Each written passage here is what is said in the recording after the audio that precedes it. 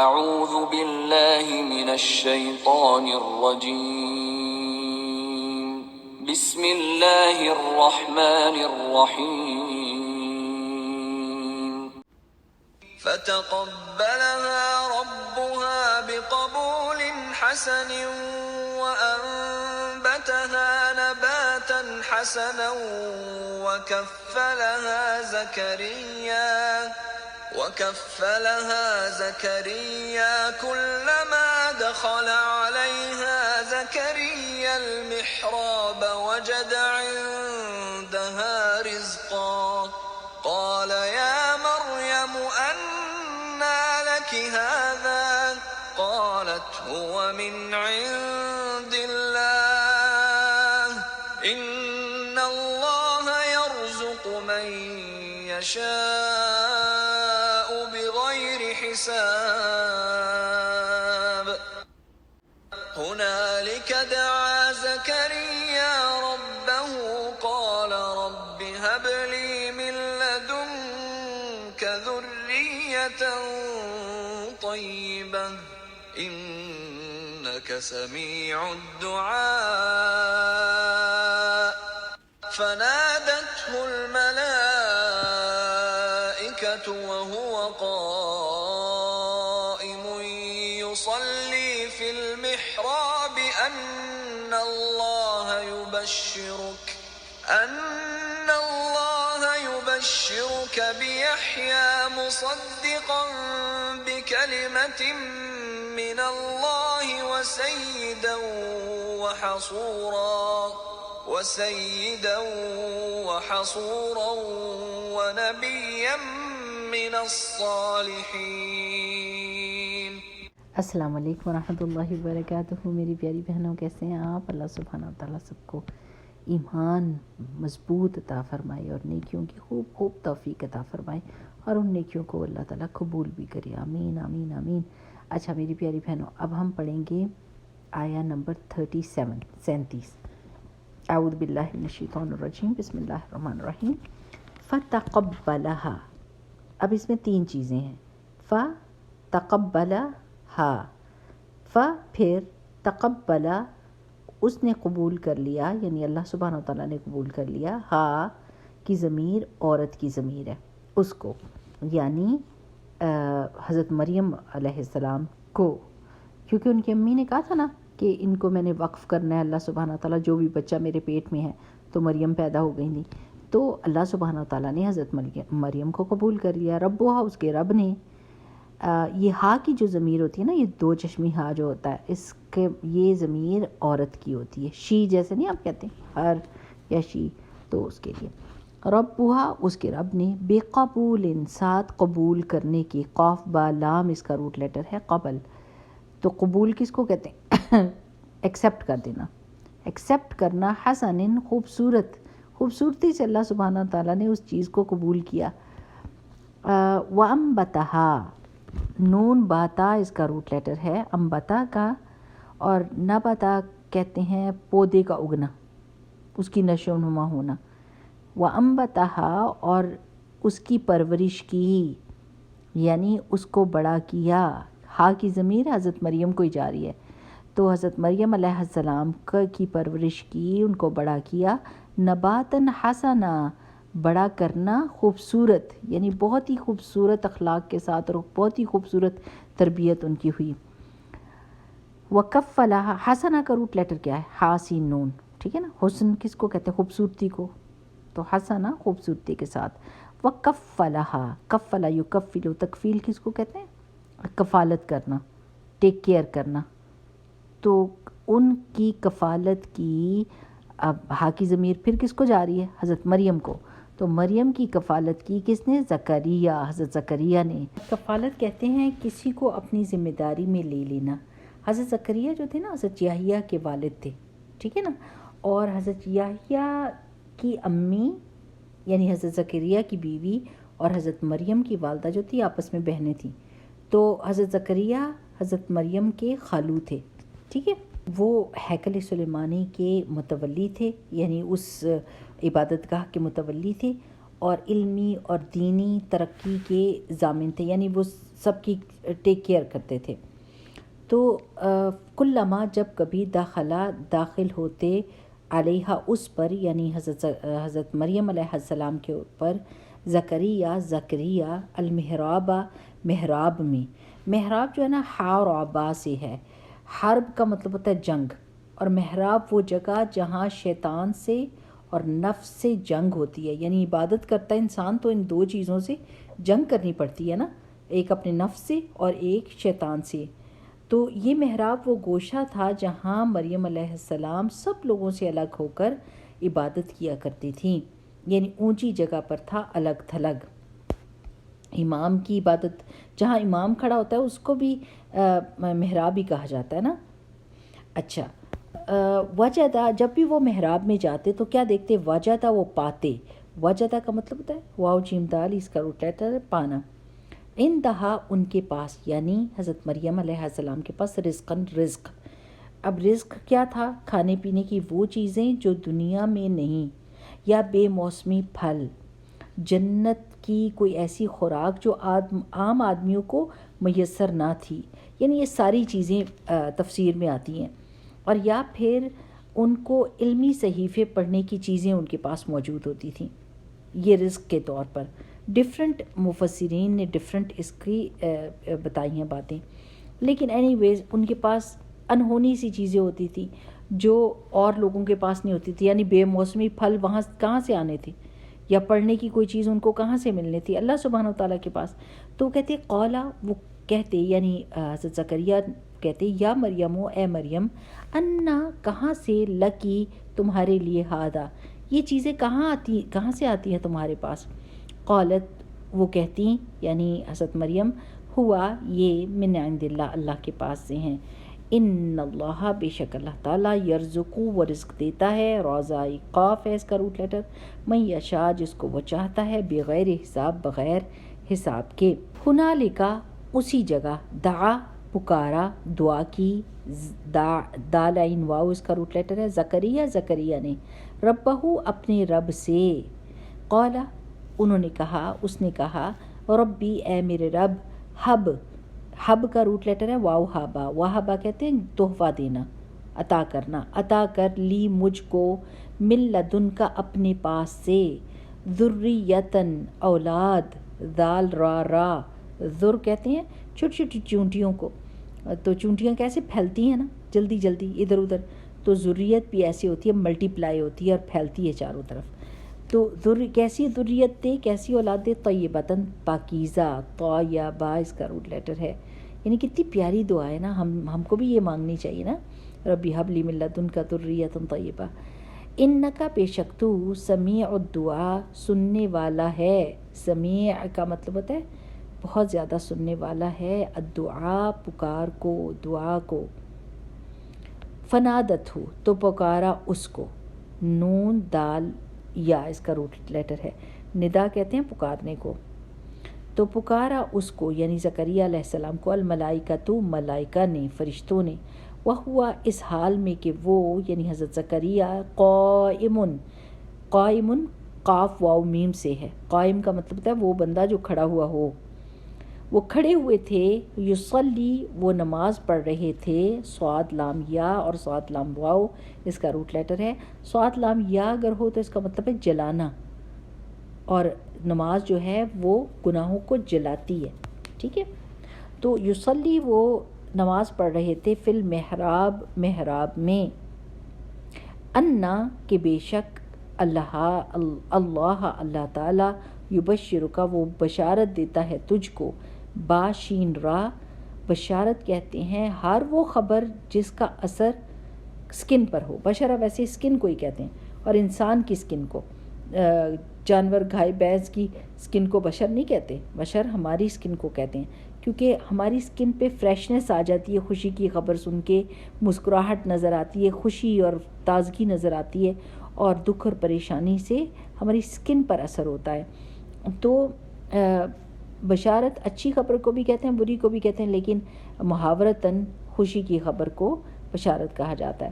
تو وہ بشارت دیتا ہے تجھ کو، بیحییٰ، یحییٰ کی، مصدقاً تصدیق کرنے والا ہوگا، بکلماتن ایک کلمے کی، من اللہ اللہ کی طرف سے، اور وہ کیا ہوگا؟ کلمہ کن سے عیسیٰ علیہ السلام جو پیدا ہوں گے تو ان کی تصدیق کرنے والا ہوگا، وسیدن اور سردار ہوگا، وحصوراً اور پاک باز ہوگا، صاد را اس کا روٹ لیٹر ہے۔ حصار کس کو کہتے ہیں؟ روکنے کو۔ حصوراً جو ہے نا وہ فعولاً کے وزن پہ ہے، مبالغے کا صیغہ ہے، کھیل کود سے باز رہنے والا، بہت زیادہ خود کو گھیر کر رکھنے والا، یعنی اپنے آپ کو بچا بچا کر رکھنے والا۔ تو وہ حصوراً بھی ہوں گے، ونبیاً اور نبی ہوں گے، من الصالحین اور صالحین میں سے ہوں گے۔ اب دیکھیں حضرت زکریا نے کیا دعا مانگی تھی؟ ذریۃ طیبہ کی، اور جواب کیا ملا؟ مصدقاً بھی ہوں گے، سیداً بھی ہوں گے، حصوراً بھی ہوں گے، نبیاً بھی ہوں گے، من الصالحین بھی ہوں گے۔ تو جتنی آپ کی تڑپ کے دعا نکلے گی نا دل سے، اسی طرح سے دعا کا جواب بھی آئے گا۔ ٹھیک، چلے اب یہاں پر ہم رکتے ہیں اور ہم اس کی تفسیر کو دیکھتے ہیں کہ حضرت حنہ نے، جو حضرت مریم کی والدہ تھیں، انہوں نے دعا کی تھی کہ اللہ سبحانہ وتعالیٰ میری اس بیٹی کو اور اس کے ذریت کو شیطان مردود سے محفوظ رکھنا۔ تو اللہ سبحانہ وتعالیٰ نے ان کی اس دعا کو بھی قبول کیا، اس بچی کو جو وہ وقف کیا انہوں نے دین کے لیے، اللہ سبحانہ وتعالیٰ نے ان کی نیت کو قبول کیا، اور اس بچی کی پرورش انتہائی خوبصورت انداز سے ہوئی۔ اب جیسے ماں کی نیت تھی، ماں کی سوچ تھی، اور اس خلوص تھا، اللہ سبحانہ وتعالیٰ کے دین کی سرخروئی کے لیے اس نے بچہ استعمال کرنا تھا، اللہ سبحانہ وتعالیٰ نے ویسے ہی اس دعا کو قبول کیا۔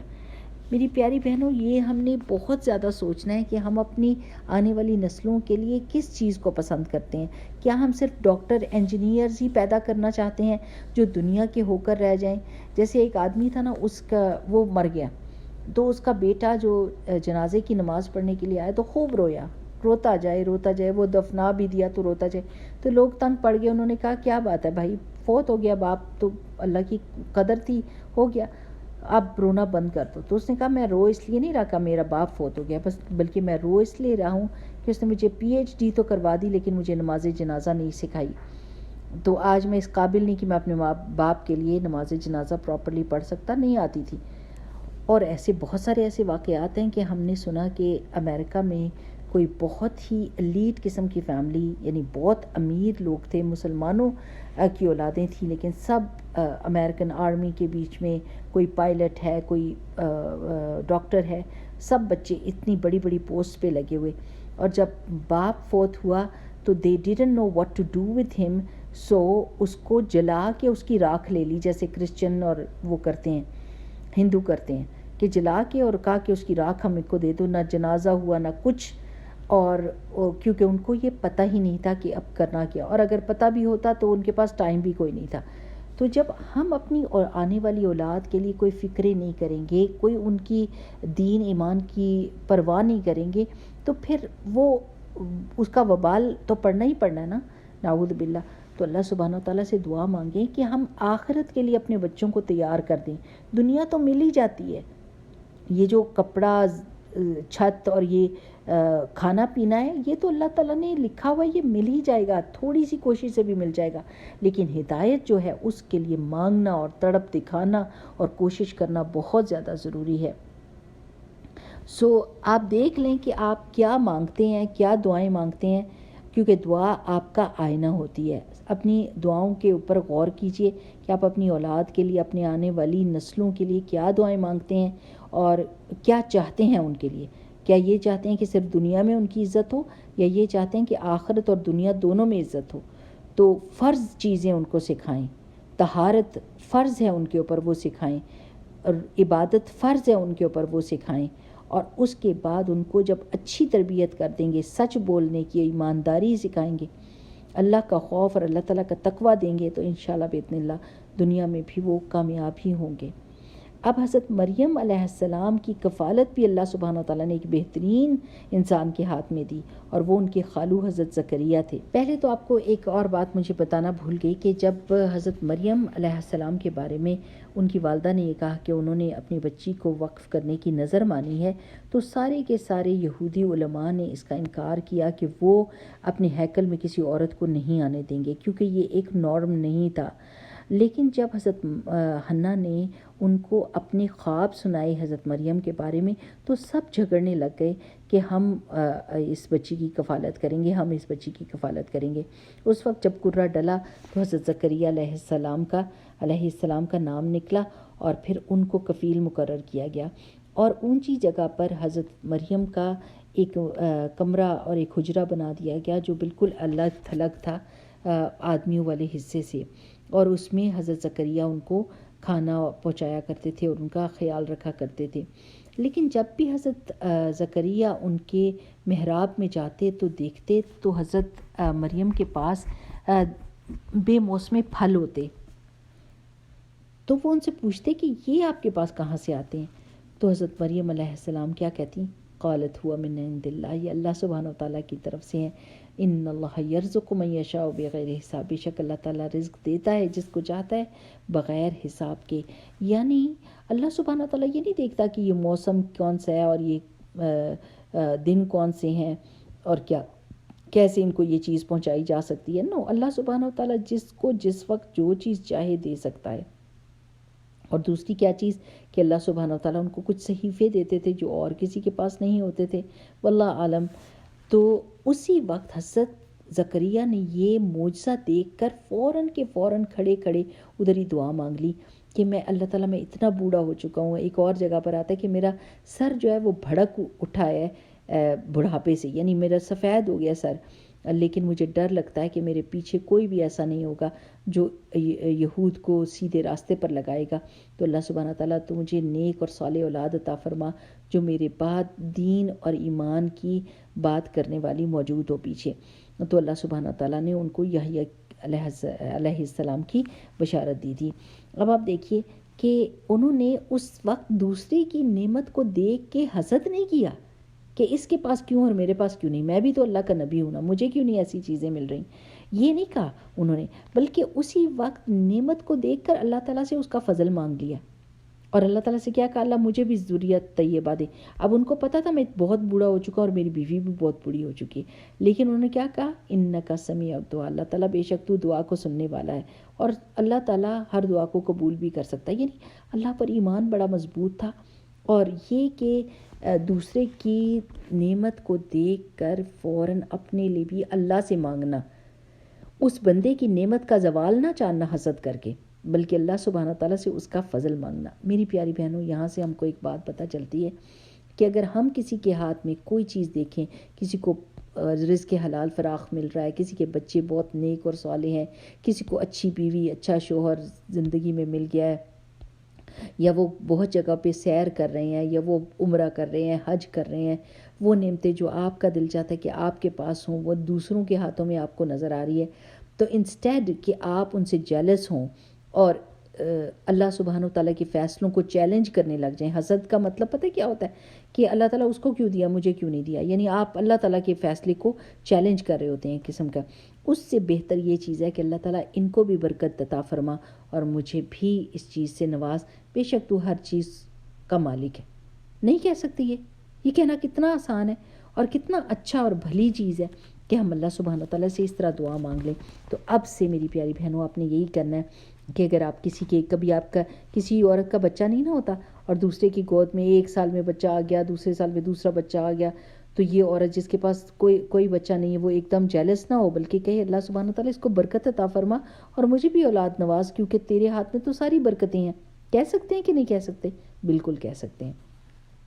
تو اسی وقت کیا ہوا کہ ان کی دعا کا جواب آ گیا، تو فرشتے نے ان کو پکارا اور کہا اس حال میں کہ وہ نماز پڑھ رہے تھے، وہ اللہ سبحانہ تعالیٰ کی عبادت کر رہے تھے، اور ان کو کیا بشارت دی گئی؟ یحییٰ علیہ السلام کی بشارت دی گئی۔ یحییٰ اس سے پہلے کسی کا نام نہیں تھا، اللہ سبحانہ تعالیٰ نے ان کا نام بھی خود ہی رکھا، اور پھر یہ بھی بتایا کہ وہ ایک اللہ سبحانہ تعالیٰ کے ایک کلمہ کی تصدیق کریں گے، اور وہ کیا تھے؟ حضرت عیسیٰ علیہ السلام جب کلمہ کن سے پیدا ہوں گے تو یحییٰ علیہ السلام ان کے ہم اثر تھے، وہ ان کی تصدیق کریں گے، اور وہ سردار بھی ہوں گے، یعنی دینی رہنما ہوں گے، دینی لیڈرشپ ان کے پاس ہوگی، اور وہ پاک باز ہوں گے، برائیوں سے اپنے آپ کو بچانے والے، فضول کاموں سے اپنے آپ کو بچانے والے، اور ایکسٹرا کیئر کرنے والے اپنی، اور نبی ہوں گے اور صالحین میں سے ہوں گے۔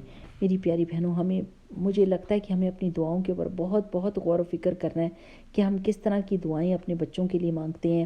آپ دیکھیں کہ کسی کا بچہ ہونے لگتا ہے تو سب سے پہلے اس کے کپڑوں کی، اس کے پریم کی، اس کی ہر چیز کی فکر کر رہے ہوتے ہیں، ہر چیز کی فکر کر رہے ہوتے ہیں سوائے اس کے ایمان کی، سوائے اس کے ایمان کی۔ دعائیں ہماری غائب ہوتی ہیں، ہماری فکریں، ہم اور غم ہی کچھ اور ہوتا ہے۔ اس لیے نئی مدرس کو اور جو نئے شادی شدہ جوڑے ہیں ان کو یہ ضرور بتانا چاہیے کہ ان کی دعائیں اپنی اولاد کے لیے کیا ہونی چاہیے اور ان کی تیاری کیا ہونی چاہیے۔ ماں کو ابھی بچہ پیدا بھی نہ ہو تو وہ قرآن کی تلاوت میں تیزی کر دے، قرآن کو سننے کی کوشش زیادہ سے زیادہ کرے، زیادہ سے زیادہ تلاوت کرے، زیادہ سے زیادہ اس بچے کو بچانے کے لیے دعائیں کرے شیطان سے، اور اللہ سبحانہ وتعالیٰ سے جیسی جیسی وہ دعائیں مانگے گی، اور جب وہ پیدا ہوگا تو انشاءاللہ بإذن اللہ وہ ساری دعاؤں کے مصداق ہوگا، یعنی اللہ سبحانہ وتعالیٰ اس کو ویسا ہی کر دے گا۔ اللہ تعالیٰ سے بہت ساری دعائیں ہیں کہ اللہ سبحانہ وتعالیٰ ہماری دعاؤں کو سیدھا راستہ دکھا دے۔ سچ یہ بات بہت دل سے نکلتی ہے، اللہ تعالیٰ ہمیں دعائیں کرنا سکھا دے۔ شکر ہے اللہ تعالیٰ نے ہمیں نماز کے بیچ میں سورۃ الفاتحہ پڑھنے کا کہہ دیا، ورنہ ویسی دعا تو ہم کبھی بھی نہیں مانگ سکتے تھے نا۔ تو بہترین دعا ہے سورۃ الفاتحہ۔ اللہ تعالیٰ سے اپنے بچوں، اپنے نسلوں کے لیے، آگے کی نسلوں کے لیے دعا مانگے، اپنے لیے دعا مانگے کہ اللہ تعالیٰ مجھ سے کوئی ایسا خیر اور بھلائی کا کام کروا دے جو میری آگے تک میری نسلوں میں چلے۔ فراخ دلی اور دین کی سمجھ اور قرآن سے محبت، اور یہ سب بچے ایبزارب کرتے ہیں اپنے ماں باپ سے۔ وہ دیکھتے ہیں کہ ہمارے ماں باپ کی پرائیورٹی کیا ہے، ہمارے ماں باپ کس چیز سے محبت کرتے ہیں۔ اگر دنیا سے، پیسے سے، شاپنگ سے، پارٹی سے محبت کرنے والے ماں باپ ہوتے ہیں تو بچوں کی پسندیں بھی بالکل ویسی ہوتی ہیں۔ اور اگر ماں باپ دین اور ایمان کی فکر کرنے والے ہوتے ہیں، آج مسجد میں یہ والا درس ہے، آج جمعے کی تیاری کرنی ہے، رمضان آنے لگا ہے، یعنی ان کی باتیں اللہ اور اللہ کے دین سے جڑی ہوئی ہوتی ہیں، تو بچوں کو بھی یہ پتہ ہوتا ہے کہ ماما ہم نے روزہ رکھنا ہے۔ اگر آپ ان سے کہیں کہ روزہ نہیں رکھنا تو رو رو کے بدحال ہو جائیں گے کہ نہیں ہم تو روزہ نہیں چھوڑیں گے، چاہے وہ آدھے دن کا روزہ رکھیں لیکن وہ اپنی محبت کا اظہار ضرور کرتے ہیں دین اور ایمان کے لیے۔ تو ہم نے پرائیورٹیز کو بھی دیکھنا ہے، اپنی دعاؤں کو بھی دیکھنا ہے، اپنی نیتوں کو دیکھنا ہے، اور یہ کہ صرف قریب قریب کی دعائیں نہیں، دور دور تک کی دعائیں مانگیں، اپنی قیامت تک آنے والی نسلوں کے لیے دعائیں مانگیں۔ اللہ سبحانہ وتعالی ہم سب کو محفوظ رکھے اور اپنی رضا کے کام کروائے۔ اللہم وفقنا لما تحب وترضى، آمین یا رب العالمین۔ سبحانک اللہم وبحمدک، نشہد ان لا الہ الا انت، نستغفرک ونتوب الیک۔ السلام علیکم ورحمۃ اللہ وبرکاتہ۔